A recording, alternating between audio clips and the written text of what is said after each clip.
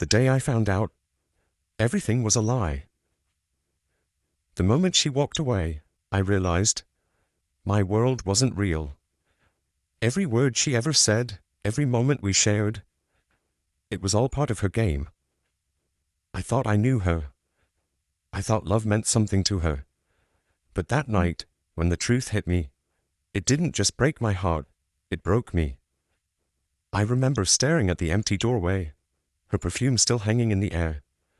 Our photos were still on the wall, smiling faces, fake memories, and I asked myself, how could someone pretend so perfectly?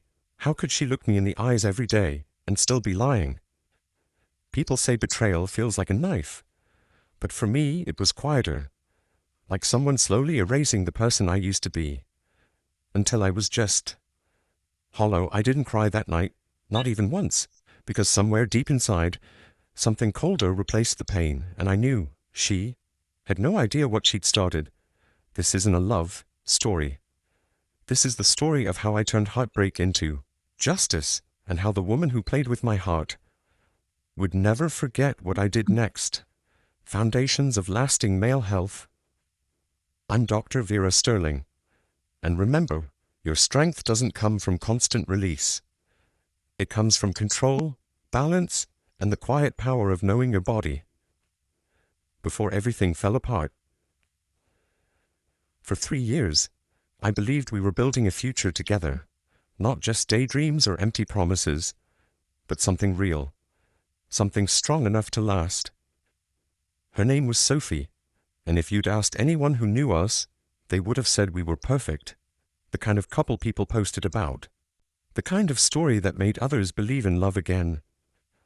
At least, that's what it looked like from the outside. I met Sophie at a friend's engagement party on a rainy Friday night. I hadn't even planned on going. I was tired from work, my head full of deadlines, but my friend insisted, "Come on, man. You need to get out once in a while. Maybe you'll meet someone." I almost didn't go. And maybe if I hadn't, everything that followed, the love, the lies, the heartbreak, might never have happened. The party was crowded, music loud, people laughing, glasses clinking. And then it happened. A flash of motion, a startled gasp, and suddenly, Sophie was standing in front of me, holding an empty glass. She'd spilled her drink all over my shirt. She looked mortified. "Oh my God, I'm so sorry," she said, rushing to grab napkins. I laughed, brushing it off. "It's okay. Guess I needed to stand out somehow." She smiled, the kind of smile that disarms you completely, and just like that, I was hooked. We talked for hours that night. About movies, music, dreams. She was funny, sharp, kind. The world around us faded until it felt like there were only 2 people in the room. When the party ended, I offered to walk her to her car. The rain had stopped, the streets glistening under the streetlights. Before she left, she looked back and said, "I think we were supposed to meet tonight." And maybe, at the time, I believed her. Our relationship moved fast, but it never felt rushed. Every day, I found another reason to love her. Morning texts, late-night calls, inside jokes that only we understood. We talk about everything, from the meaning of life to which movie had the best soundtrack. She wasn't just my girlfriend. She was my peace, my motivation, my best friend. And for someone like me, who had spent years chasing stability, she felt like home. We built routines that became the rhythm of our lives. Saturday morning coffee at the corner cafe, her favorite caramel latte, my plain black. Sunday movie marathons with snacks we pretended were healthy. She'd fall asleep halfway through, her head resting on my shoulder, and I'd just sit there watching her, thinking, how did I get so lucky? My friends loved her. My parents adored her. My mom once told me, "You know, she has that look, the kind of eyes that tell you she'll never hurt you." And I remember smiling because I believed that too. I had just gotten promoted around that time, senior project manager at the firm. Long hours, high stakes, but Sophie was always supportive. When I'd come home exhausted, she'd already have dinner ready, Soft music playing, candles flickering. She had a way of making even the smallest moments feel special. There was one night I'll never forget. We were sitting on the balcony, city lights shimmering below. She turned to me and said, "You know what I want? A small house near the beach. Just you, me, and a simple life." And I laughed, because it sounded perfect. So I started saving every extra hour, every bonus check. All for that dream we built together. I thought I was investing in forever. Looking back, there were little signs, small things that didn't fit, but I brushed them off. A sudden change in her work schedule, a new password on her phone, calls she'd taken another room, whispering just low enough that I couldn't hear. But love makes you blind, and trust makes you deaf. I told myself she was just busy, stressed, maybe planning something for us, because when you love someone deeply, your first instinct isn't to doubt, it's to protect. There was one evening when I came home early from work. I wanted to surprise her. I had picked up her favorite dessert, a slice of chocolate cheesecake. When I opened the door, she was on the phone. Her voice dropped to a whisper. The moment she saw me, she jumped, almost like she'd been caught doing something wrong. She quickly hung up, smiled nervously and said, "That was just my cousin. She needed advice." I didn't question it. I wanted to believe her. And that's the thing about trust. Once you give it away, it's almost impossible to take back without breaking something inside yourself. We even went on a trip together that year, to the mountains. It was one of those perfect weekends. Cold air, quiet mornings, warm coffee, laughter echoing off the hills. I remember her taking photos of us, saying, "These are memories we'll show our kids someday." And I smiled, not knowing that while she was taking those pictures, she was already planning a future, just not with me. At the time, I had no idea how fragile everything really was. I was too busy loving her to notice how distant she'd become. The hugs got shorter. The goodnight texts came later. Her smile started fading, like a light slowly dimming at the end of the day. Still, I held on. Because I believed love could fix anything. Because I believed she could never be the one to hurt me. If you'd asked me then who Sophie was, I would have said, "She's the best thing that ever happened to me." And I would have meant it. But love can be the most dangerous illusion of all. Because sometimes, the person who makes you feel safest is the same one quietly building the knife that'll cut you deepest. And soon, I was about to find out, nothing in our life was what it seemed. The cracks begin to show. At first, it was small things, the kind of things you brush off because you don't want to sound paranoid. A sudden change in tone, missed calls, late replies, little gaps in the story that didn't fit, but I kept forcing them to. Sophie started staying late at work more often. She worked in marketing. Long hours weren't unusual. But something about her, excuses felt rehearsed. When I'd ask how her day went, she'd give vague answers, just meetings, lots of pressure, you know how it is. And I wanted to believe her, so I did. But then one night, I noticed something. She was texting someone constantly, smiling at her phone. When I walked into the room, she quickly locked the screen and flipped it face down. I laughed and teased her. "Who's keeping you so entertained?" She smiled, but it didn't reach her eyes. "Just a co-worker. We're working on a campaign." Her voice was calm, but her hands were shaking. That was the first time I felt something shift inside me. It wasn't anger. It wasn't jealousy. It was fear. The kind that whispers, "What if the person you trust most is hiding something from you?" Weeks passed. Her habits kept changing, slowly, subtly, like a song losing its rhythm. She started wearing new perfumes, ones I'd never smelled before. Her style changed too. She began dressing differently, more carefully, like she was trying to impress someone. Remember one evening vividly. We were getting ready for dinner with my parents. I'd been looking forward to it all week, but halfway through getting dressed, she suddenly said she wasn't feeling well. "I think I'm coming down with something," she said. Her voice was soft, almost distant. I told her to rest and promised to bring her something back. Dinner ended early. I came home sooner than she expected. Her car was gone. I called her. No answer. Texted her. No reply. When she finally came home hours later, she looked startled to see me awake. I just went for a drive. Needed to clear my head, she said. I wanted to believe her. But the scent on her jacket wasn't the one she usually wore. It was heavier, masculine, like cologne that didn't belong in our house. I didn't confront her that night. I told myself I was imagining things. But something inside me, something quiet and persistent, began to wake up. From then on, I started noticing everything.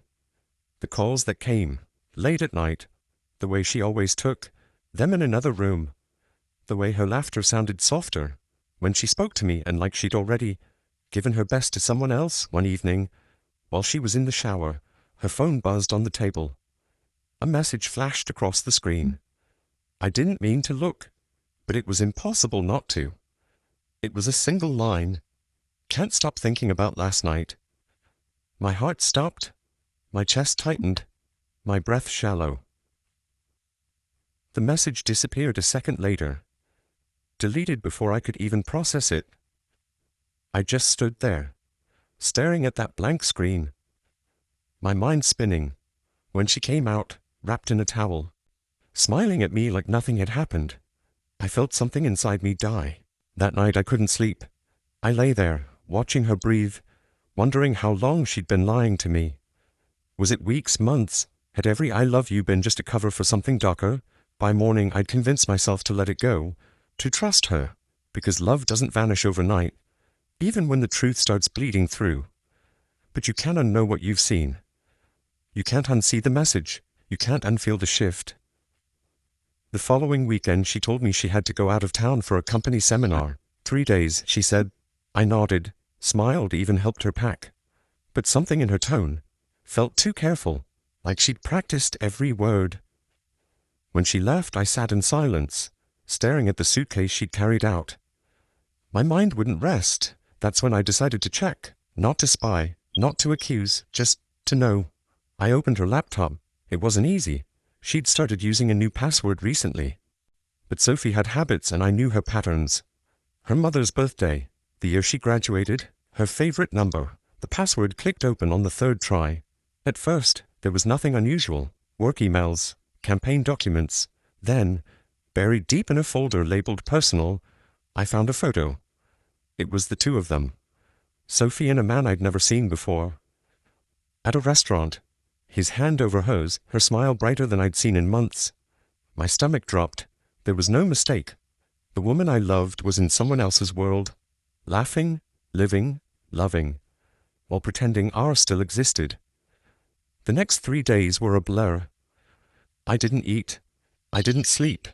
I just replayed every memory in my head, searching for the moment it all began to fall apart. When she returned, she kissed me like nothing had happened. I remember thinking, how does she do that?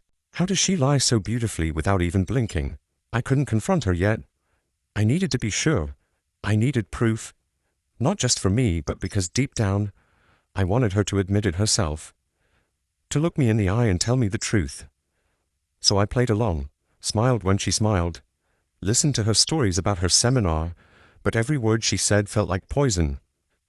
The more she lied, the clearer her truth became. I started paying attention to details I'd never noticed before. The perfume she wore when she left the house, not the one I bought her, but something new. The faint lipstick stains on her coffee mug, 2 shades darker than the one she owned. The extra set of car keys in her drawer, keys that didn't match any car I knew. And the worst part, she didn't even seem guilty. She looked happy. It was then I realized I wasn't losing her. I had already lost her long ago. One night, while she was asleep, I stood by the window and whispered to myself, "You wanted the truth. Now you have it. But truth without action is just pain."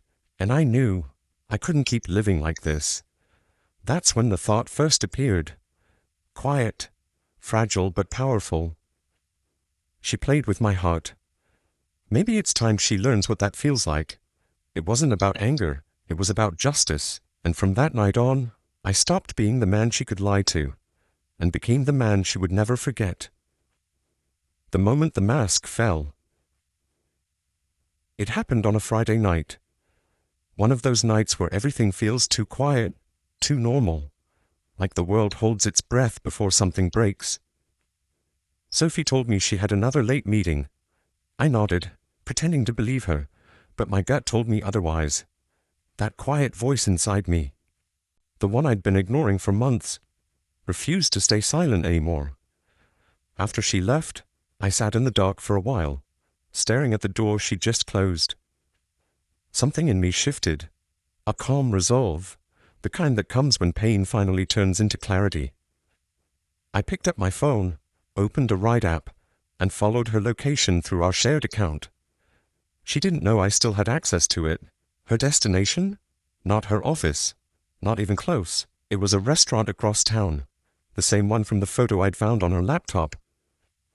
My hand shook as I ordered a car, but my face felt numb. I wasn't going there to cause a scene, I just needed to see it with my own eyes, to remove every trace of doubt still clinging to me. The restaurant was dimly lit, warm and full of laughter. I stayed outside for a moment, hidden in the crowd. Through the window I saw her, Sophie, sitting across from him, the same man from the photo. Her hand rested on his, their fingers intertwined, her smile soft and familiar. It was the same smile she used to give me. I couldn't move. For a second the noise around me faded. It felt like the whole world had gone silent, just her laughter echoing inside my head. She looked happy, genuinely happy, and that hurt more than anything.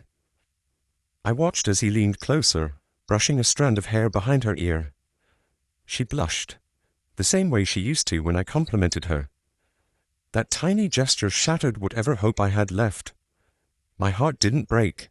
It went still, completely, frighteningly still. I walked away before she could see me. I didn't want her pity.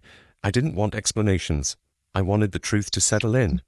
Cold, undeniable, final. Back home, the silence was unbearable. Every photo on the wall felt like a lie. Every memory felt poisoned.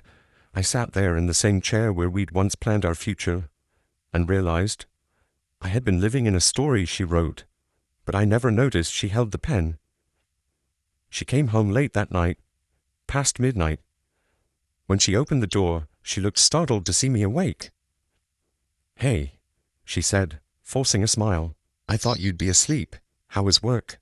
I asked. "Exhausting. Long day." She replied quickly, dropping her bag. Her voice trembled slightly. That's when I saw it, a small smudge of lipstick near her collarbone. Not her shade. I could have confronted her right there, but instead I just smiled. "You should rest," I said quietly. "Yeah," she whispered, relieved. She kissed my cheek, murmured good night, and walked away, completely unaware that I knew everything. That night I didn't sleep. I opened my laptop and started piecing together the puzzle. Emails, hidden messages, deleted photos. It was all there, buried just deep enough that she thought I'd never look. She wasn't just seeing him. They'd been together for months. Trips disguised as seminars. Late nights that weren't about work at all. She had built 2 lives and balanced them perfectly, until now, I found one email that crushed me completely. It was from him. "Can't wait until you finally tell him. You deserve to be free." Free. That word burned through me like fire. She was planning to leave me. Not because I'd done something wrong, but because she'd found someone new. Someone she thought was better. And yet she stayed, smiling, pretending, keeping me close until she was ready to walk away on her terms. That was the moment I realized. The betrayal wasn't just in what she did. It was in how easily she could fake everything. The next morning, she acted like nothing had happened, made breakfast, asked about my day. Every word out of her mouth was a performance, and I played my role perfectly. The loving, unsuspecting boyfriend. But inside, something had changed. The love I felt had turned into something colder, sharper. I wasn't angry, I was awake. And for the first time in months I started thinking clearly, not about losing her, but about how to make her see what she'd done. That weekend, she told me she needed to visit her parents. I knew it was another lie. Her parents lived 2 hours away, and she hadn't mentioned them in weeks. So I followed her again. This time, she didn't go to the restaurant. She went to his apartment. I waited in the car, watching her walk up the steps. She knocked once, then twice, before he opened the door and pulled her into an embrace. They kissed, long, unhurried, comfortable. Something inside me went quiet. No more denial, no more questions, just truth, heavy, bitter, absolute. I took a photo, not out of spite, but to remind myself that it was real, that I hadn't imagined the months of lies, that the woman I loved was gone, replaced by someone I didn't recognize. When she came home the next day, she was cheerful, almost glowing. She hugged me, said she missed me, and asked if I'd want to watch a movie. I smiled. Sure, I said softly. I missed you too. But in my mind, the movie had already begun. A new story, one where I wasn't the fool anymore. Because that night, I promised myself one thing. I wouldn't scream. I wouldn't beg. I wouldn't even let her see my pain. No. I would let her believe she'd won. Because the best revenge isn't chaos, it's control, and I had just taken mine back. That was the night the love story ended, and the game, my game, quietly began. Revenge plan. The calm before my storm. For weeks after I learned the truth, I couldn't sleep. Every night the same questions circled in my head like vultures. How long had she been lying to me? Was any of it real? And most of all, why me? I replayed every memory, every moment she'd looked me in the eye and said she loved me. Each one now felt like a scene from a script she had rehearsed perfectly. I wasn't just angry anymore, at first I wanted to confront her, to scream, to tell her that I knew everything. But then I realized that's what she'd expect. She wanted me broken, humiliated, defeated, and that's when I decided she wouldn't get that satisfaction. If Sophie had been acting this whole time, then it was time she met a better actor. I started with patience, the quiet kind that makes people think you're over it. I texted her as usual, smiled when I saw her, played along with every fake word that came out of her mouth, because revenge, I learned, isn't about rage, it's about timing. During those weeks, I studied her, the way she moved, the people she met, the little lies she told to cover the big ones. She had built her world on secrets, and I was going to use those secrets to take it all down, piece by piece. Her side business, that marketing startup she was building with Ethan, her so-called partner, was my starting point. The same Ethan she'd told me not to worry about, the same one whose messages she'd hidden behind work meetings. So I did what I had to do. I became part of her world again. I offered to help her grow the business. She looked surprised at first, but she smiled, the kind of smile that hides panic. She didn't realize I already knew more than she thought. I used my connections at work to pull public records, registrations, client lists, and it didn't take long to find what I was looking for. Her company was built entirely on stolen contacts from my firm. Every client she pitched, every deal she bragged about, it all came from data she'd secretly taken from me. That's when the plan formed. Clean, simple, poetic. She'd built her empire on what was mine, so I'd let her keep building it, until the foundation crumbled beneath her. I created a silent trail, a digital fingerprint that led everything back to her. Every stolen file, every unauthorized login, it took time, but I made sure the truth had a voice louder than mine. Then I stepped back and watched her world unfold, pretending to be the supportive boyfriend again. There were moments it almost felt normal. She'd call me her lucky charm, kiss me before meetings, tell me how grateful she was for my faith, but every word was gasoline to my resolve. One night, she came home excited, said she and Ethan had landed their biggest investor yet. A deal worth more than anything she'd ever managed. I smiled, poured her a drink and congratulated her. But inside, I knew that was the final step. The bigger she climbed, the harder she'd fall. The next morning, I made my move. Quietly, methodically. I sent an anonymous email to her new investor, attaching evidence, a carefully compiled set of documents showing her company's illegal data usage and falsified reports. No lies, just the truth she'd buried. By evening, the calls started. I watched her phone light up again and again, her expression changing from confusion to fear. She stepped outside to take a call. I could hear her voice trembling, trying to explain. That's when she saw the email trail I'd set in motion. Her name was on every stolen file. When she turned to look at me, I didn't flinch. She didn't know yet that I was the one who'd unmasked her, and I didn't plan to tell her. Not yet. In the days that followed, her perfect world began to collapse. Investors backed out, clients demanded refunds, Ethan disappeared, and Sophie, the woman who once walked like she owned every room, now barely had the strength to look people in the eye. Part of me should have felt relief. Justice even, but revenge isn't clean. It leaves residue. A strange ache that feels too close to regret. One night, I found her sitting alone on our balcony, staring at the city lights like she didn't recognize them anymore. When she finally spoke, her voice was almost a whisper. Everything I worked for, it's gone. I looked at her for a long time. The same woman who once smiled at me like I was her forever. Now just a shadow of her own lies. I wanted to tell her the truth, that this was her doing, that the world she built on betrayal had finally turned against her. But instead, I said nothing. Sometimes silence is the loudest revenge. Still, something inside me shifted. Maybe because revenge never ends the way you think it will. It doesn't erase what was broken. It just changes who you become afterward. In destroying her world, I realized how much of mine I'd lost along the way. Sleep, peace, trust, all traded for a moment of poetic balance. But even then, I wasn't done. Not yet, because the final act wasn't about money or exposure. It was about truth, and there was one truth she still didn't know. That I had recorded everything. Every confession she made. Every lie she told to justify her choices. And that footage would soon reach the people she feared most. Not to ruin her, but to remind her that behind every lie, there's someone who refuses to stay silent. And so, I waited. Because revenge isn't always loud. Sometimes it's the quiet certainty that one day, they'll realize what they lost, and who they lost it to. That was my calm before the storm. And when it hit, it changed both our lives forever.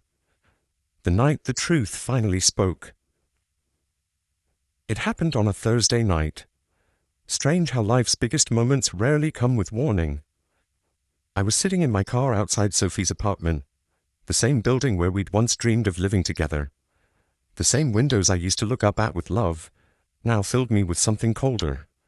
For weeks, I had been silent, watching as her world unraveled, one phone call, one email at a time. But tonight was different. Tonight, the truth was going to breathe. I had everything I needed. The files, the recordings, the evidence. And one final message that would end the game for good.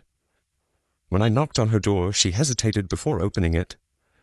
The moment our eyes met, I saw it. The exhaustion, the regret, the fear. She looked like someone who hadn't slept in days. Gone was the confident woman who used to command every room. What stood in front of me was someone stripped bare by her own lies. "You shouldn't be here," she whispered. "You've made your point."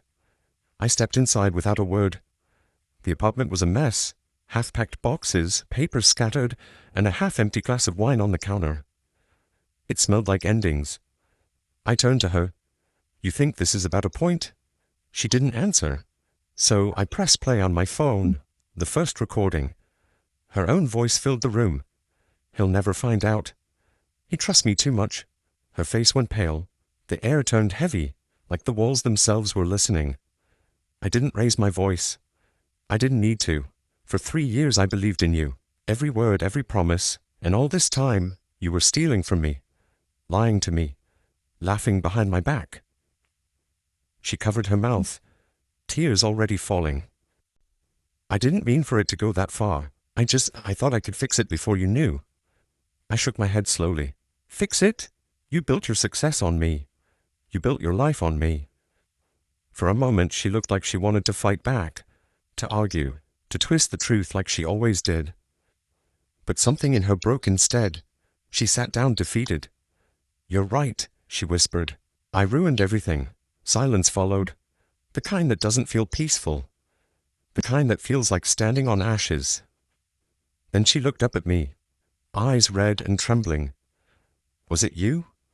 Did you send those emails? Did you destroy my company?" For a second I wanted to lie, to let her wonder forever, but I didn't. "No," I said quietly. "You did that yourself. I just made sure the truth got where it needed to go."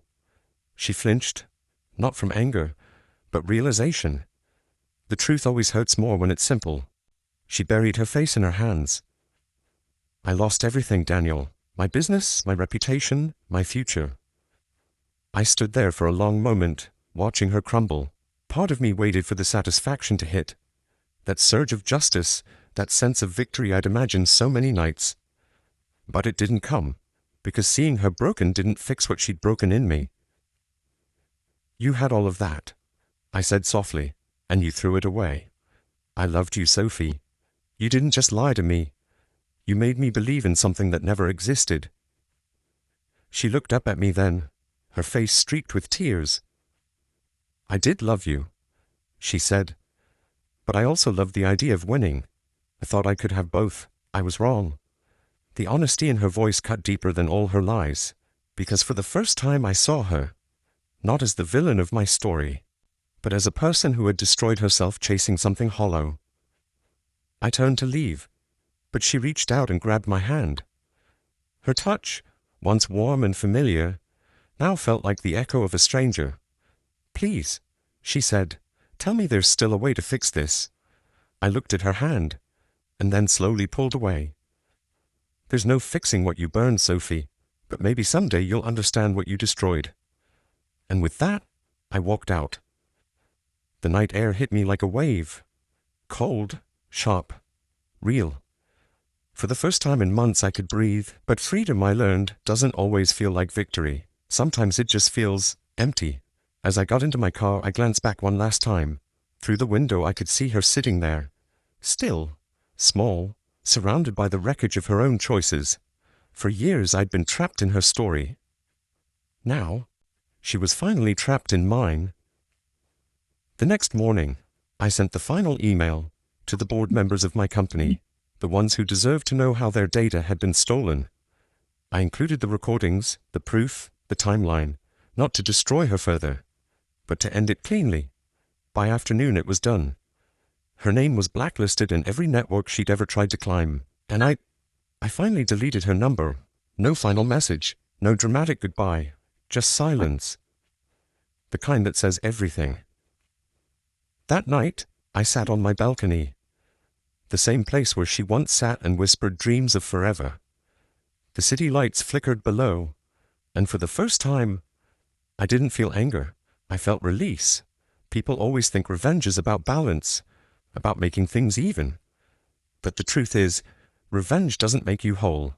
It just shows you what parts of yourself you're still willing to lose to feel free. As the night wind moved through the city, I whispered to myself, "It's over." And for the first time, I actually meant it. That was the night the truth finally spoke, not through shouting or chaos mere, but through silence, justice, and closure. Because sometimes the loudest revenge isn't revenge at all. It's walking away while they watch the truth burn everything they built. The weight of silence. It's strange how quiet life becomes after the storm. No more arguments, no more suspicion, no more pretending. Just silence. Heavy, but honest. A month had passed since that night, the night Sophie's lies finally caught up with her. And though the world around me moved on, people laughing in cafes, traffic humming through the streets, I still felt caught somewhere between who I was before her and who I had become after. For the first time in years, my phone stayed still. No constant messages, no fake good mornings, no empty promises, just peace. But peace can be uncomfortable when you've been living in chaos. At first I didn't know what to do with it. I'd wake up expecting the rush of adrenaline, the next clue, the next lie, the next move. But it never came. It was over. And the strangest part, I didn't know what normal felt like anymore. I went back to work. People noticed the difference, the calm, the focus. One colleague said, "You look lighter, man, happier." I smiled politely, but inside, I wasn't sure that was true. I wasn't happier, I was just quieter. Sometimes healing doesn't look like smiling. It looks like learning to breathe again. One evening as I was leaving the office, I ran into Ethan, her former business partner. He looked worn down, nervous, avoiding eye contact. When he finally spoke, his voice cracked slightly.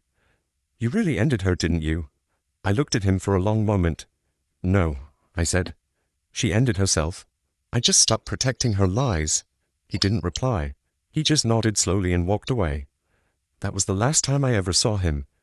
And in that moment I realized something simple. Revenge had done its job, but it wasn't my identity anymore. In the weeks that followed, I started picking up the pieces of my old life, pieces I hadn't touched in years.